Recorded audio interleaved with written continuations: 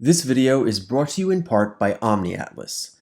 Feedback from viewers and patrons is one of the most important parts of my creative process, and probably the most common compliment I get is for my maps, whether they be for cities or the political maps of countries and regions.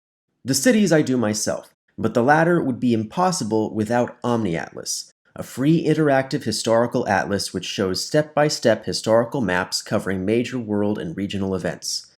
Unlike many other historical atlases, OmniAtlas seeks to show political influence and control, not just territorial claims or legal definitions, so that means disputed territories, invading armies, rebellions, you name it. I started working with OmniAtlas years before I started my channel, and the quality of my videos would not be possible without OmniAtlas providing their pre-existing maps or their template and style guide for making my own maps. You can check out their link in the description.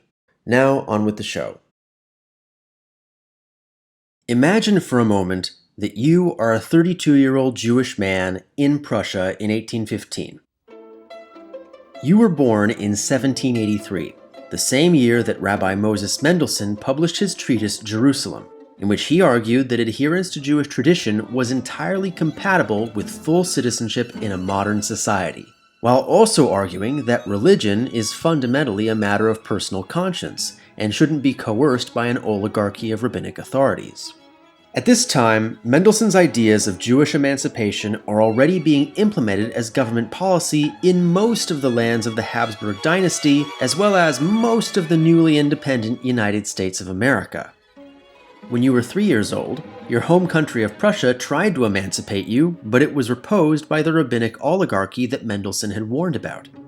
But then, when you were 8, France emancipated its Jews, and by the time of your bar mitzvah in 1796, they began exporting Jewish emancipation as they conquered more and more of Western Europe. And that was kind of a problem for you, because France was Prussia's enemy, and you didn't want to be associated with them. And when Prussia finally did emancipate its Jews, when you were 20 years old, it was only under French coercion. Now it's September of 1815. Napoleon is defeated. And while France is keeping Jewish emancipation, Jews in Russia and Italy are being ruthlessly persecuted as part of an effort to suppress any hope of civil rights. Austria hasn't gone that far, but it has abolished emancipation. And Prussia? Well, officially you're still a Prussian citizen. But for how long? What is the future of your relationship with the state? What is your current relationship with Judaism? What is Judaism in the Age of Revolution? Even before the death of Moses Mendelssohn in 1786, his greatest pupil, David Friedlander, had begun questioning why strict adherence to Jewish law was even necessary in the Age of Emancipation. And while secularism and a certain tolerance for religious laxity had existed in parts of the Jewish world for a long time, Friedlander's ideas went way further. In 1799, Friedlander published an open letter to Wilhelm Teller, a senior member of the Lutheran Church in Berlin and a fellow radical, arguing that the Jews of Prussia were prepared to undergo what he called dry baptism, in which Jews would accept Christianity so long as they were not obliged to profess a belief in the Holy Trinity, the divinity of Jesus, or the observance of Christian festivals. Jews and Christians would remain distinct theologically, but become united under a single, national, deistic moral philosophy. In Friedlander's mind, this was a necessary measure to prevent Jews from leaving the community to marry Christians, particularly wealthy Jewish women in Berlin who had never received a religious education.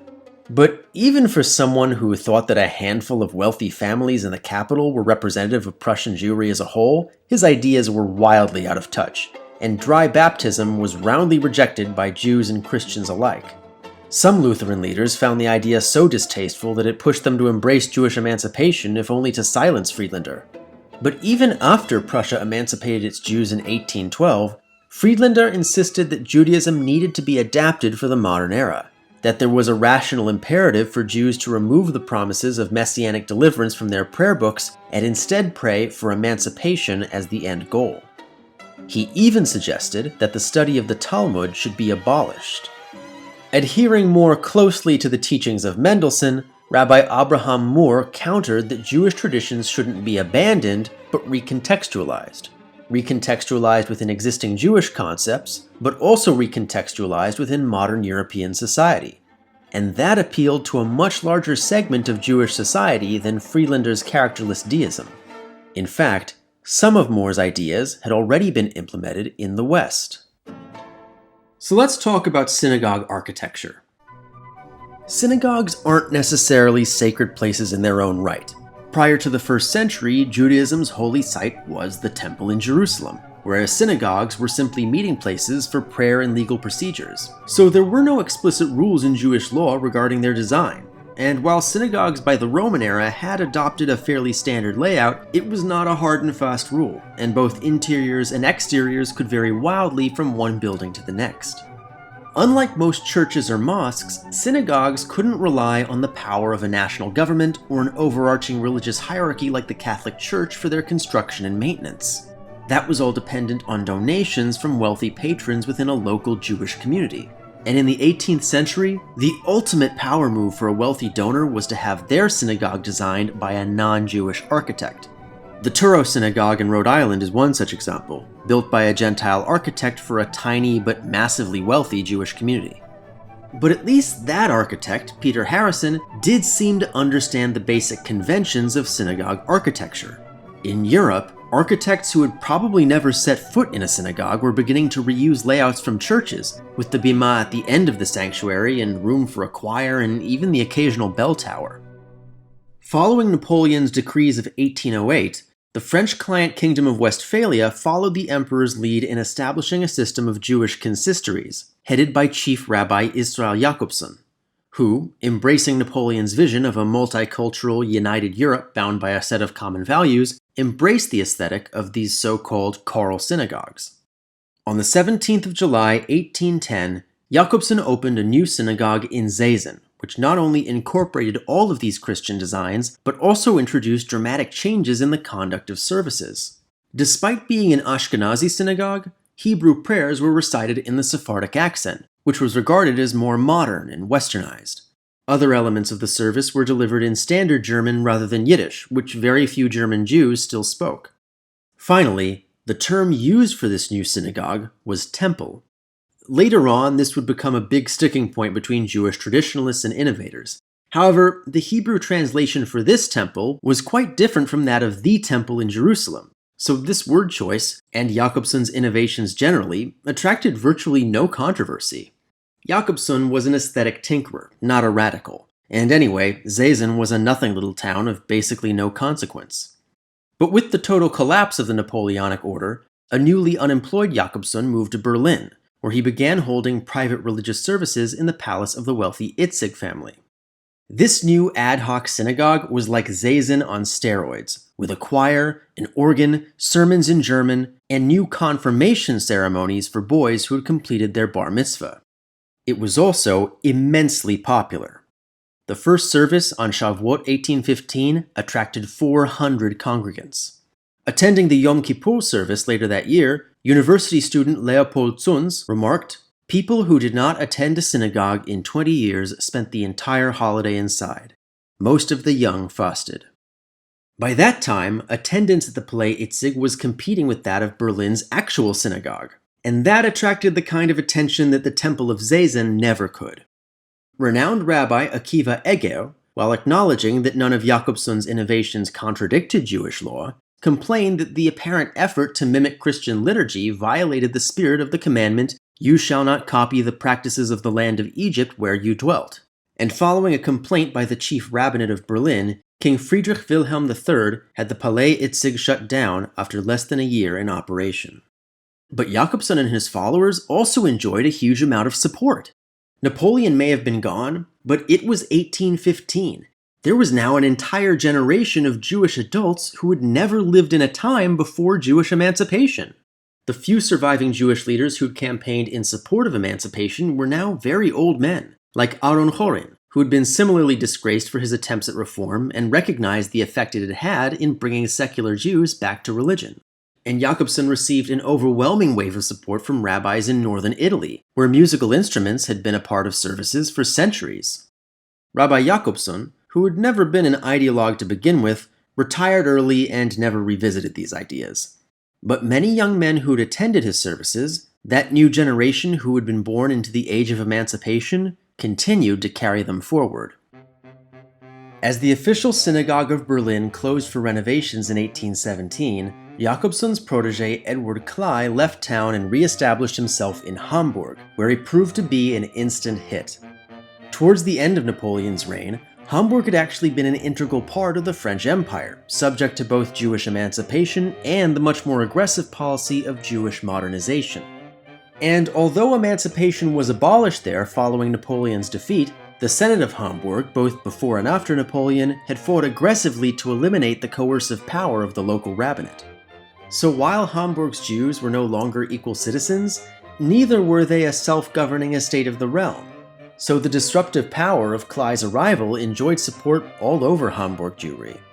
Establishing a new Jewish school and an alternative synagogue, Kley and his associates used their newfound power and freedom to take Jakobson's tinkering to the next level, transforming it into a deliberate ideological movement. Education was open to boys and girls. Confirmation replaced the bar mitzvah entirely. And the new synagogue's prayer book systematically removed any mention of a desire to rebuild and restore the Jewish temple in Jerusalem. In the Yom Kippur ceremony, which typically includes a recital of how sacrifices were performed in the temple, the new Hamburg prayer book merely substitutes the phrase, "Accept the uttering of our lips," instead of our obligatory sacrifices. And as a result, the rabbinate of Hamburg petitioned any willing Jewish jurist to make a counter-argument against Kley and his ilk. Like I said, choral synagogues and musical instruments, including organs, weren't strictly innovations, and the alterations to prayer technically didn't violate any precedent in Jewish law. But faced with the Hamburg Temple's overall practices and their obvious intent, most of Europe's rabbis united in opposition to what they perceived as an imminent threat to the sanctity of that law. In 1819, 40 different condemnations, composed by rabbis all over the continent ranging from old-school Haredim to moderate Mendelssohnites, were published in the tractate These Are the Words of the Covenant. Accordingly, the New Israelite School and the Hamburg Temple faced absolutely no consequences because rabbis didn't have police power anymore and the majority of Hamburg's Jews were on Kley's side. Even many who preferred the traditional liturgy of the old synagogue were very happy to see the octogenarian rabbinate taken down a peg. Faced with the possibility of an irreparable schism among Hamburg's Jews, the local Mahamad dismissed and replaced the entire rabbinate.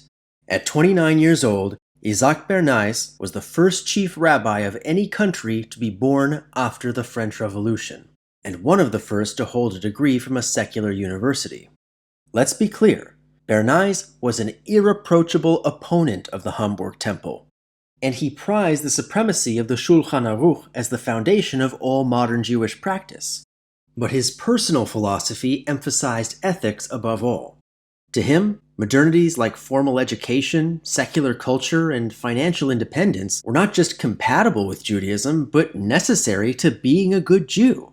At the same time, he derided the old rabbi's sense of entitlement to coerce the Jewish public in matters of religion, which he had only ever known as a matter of personal conscience.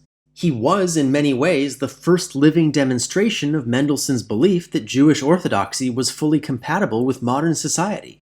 Eventually, his pupil Samson Raphael Hirsch would codify this philosophy as Torah im Derech Eretz, the basis of what we now call modern orthodoxy. The influence of these two competing factions was immediate and widespread. During the 1820s, Bernays' philosophy and practices became the new standard for Jewish orthodoxy throughout the German Confederation. In 1828, Germany's last Haredi yeshiva closed its doors. Even the Hasidic community in Nikolsburg was comparatively liberal. But the Hamburg Temple was also gaining a large following in the region. It had even crossed over to the United States, when journalist Isaac Harvey of Charleston, South Carolina, broke away from Congregation Bet Elohim and established the Reformed Society of Israelites. Now, at this time, the United States still only accounted for about 1,000th of the world's Jews. And while Charleston had once been home to the largest Jewish community of any American city, this was decidedly no longer the case. Furthermore, Harvey and his followers constituted a decided minority of that community. But their organization finally gave the Hamburg Temple movement the name it has had ever since: Reform Judaism. Meanwhile, some secularists were beginning to redefine Jewish identity in a way that transcended religion altogether.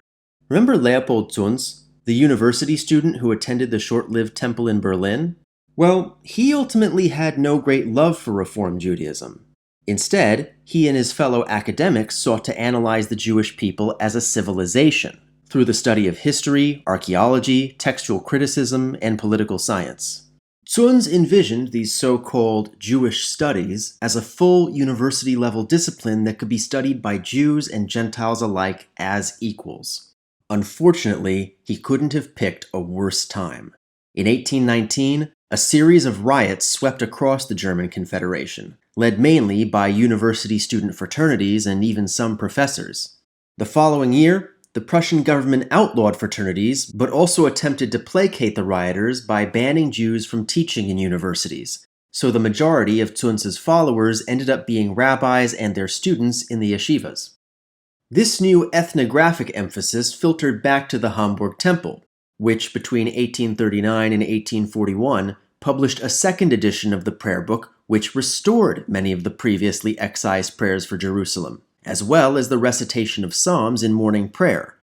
Over the same period, the Temple Association received permission from the Hamburg Senate to build a new, much larger sanctuary that would reflect the growth of the congregation and also enable more attendance by the community's poor.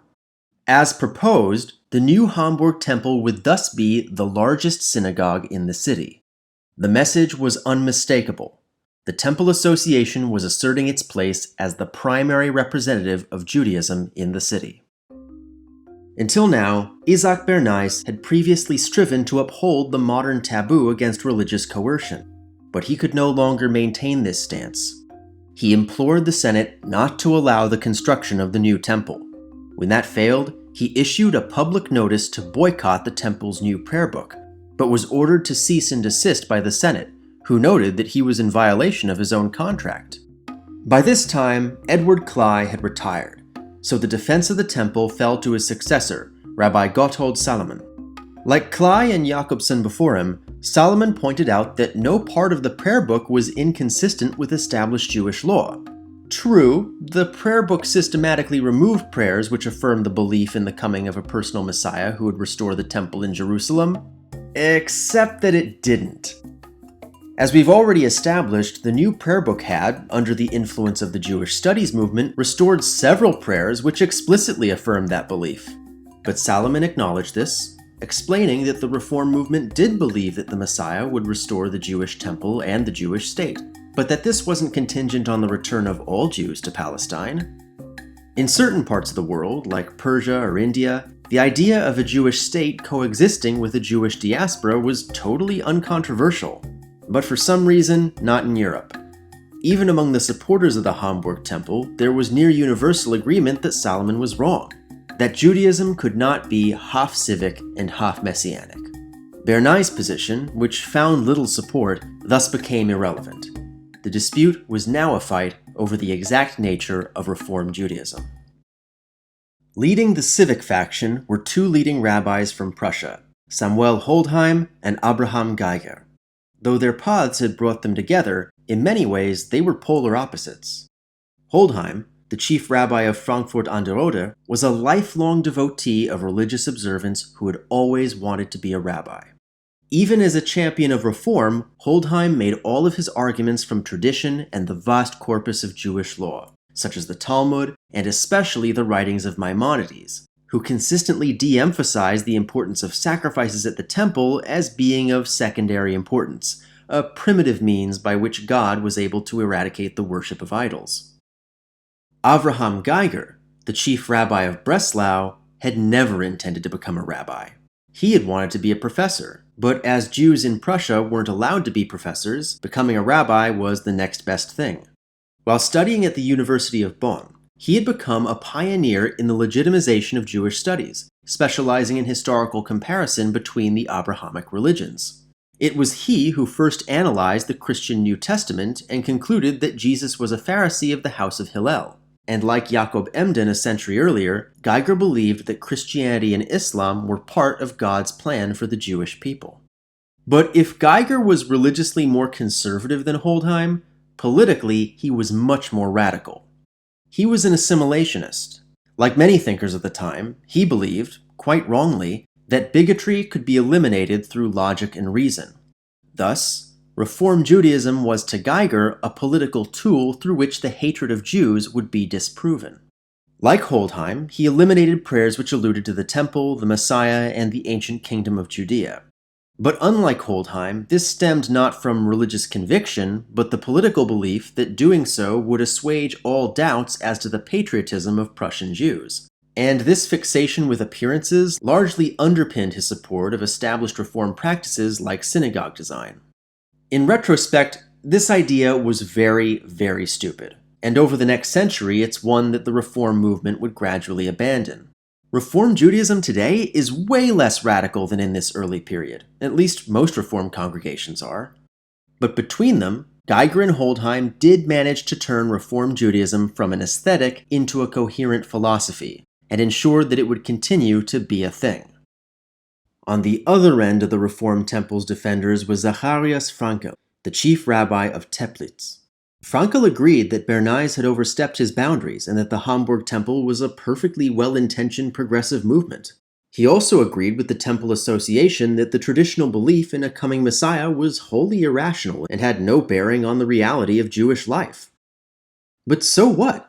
It's religion. It's allowed to be irrational. Remember way back in the Safed Circle video when I said that the happenstance embrace of the Shulchan Aruch as the standard of modern Jewish law broke Judaism? This is it. This is the breaking. Like Bernays and the modern Orthodox, Frankel and others like him affirm Jewish tradition as outlined by the Shulchan Aruch, but they also recognize that it was never intended as anything more than a study guide. Its subsequent supremacy had been responsible for ending the pluralistic legal tradition of earlier eras and had resulted in the endless factionalism of the previous century. Frankel instead sought to restore the earlier tradition of innovating Judaism by reconciling the old with the new, asserting that Jewish tradition and authority is derived as much from the assent of the people as from God. He incorporated the critical approach of Zunz in his Jewish studies in furtherance of the viewpoint that Judaism was fundamentally a national folk religion and not a civic deistic one. Frankel called his middle way the positive historical school of Judaism, but today we know it as conservative Judaism. In May 1842, at the very height of this dispute, a fire broke out that burned most of Hamburg to the ground.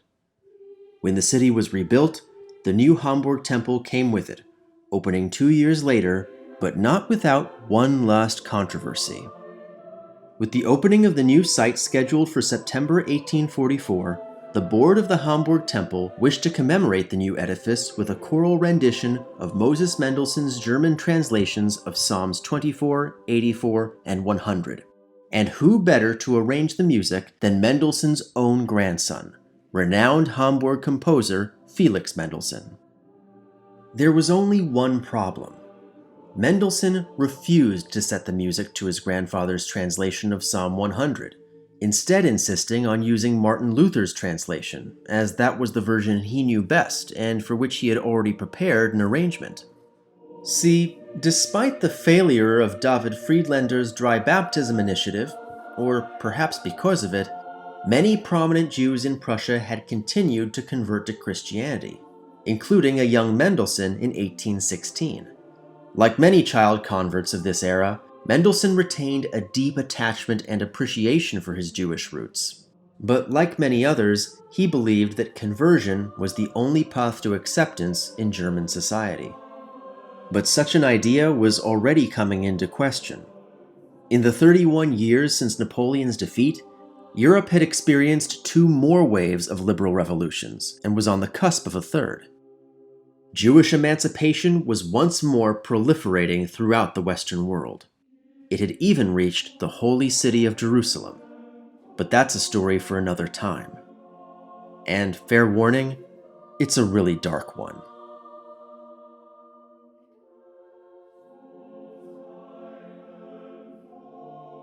Special thanks to my patrons, including Mir Akbar Ali, Jeremy Biskind, Boris Cherny, FC, Jay Fleischman, Osher Gordon, Bob Huddy, Raphael Kellerman, Eric Liederman, and Sergei Gerasimov.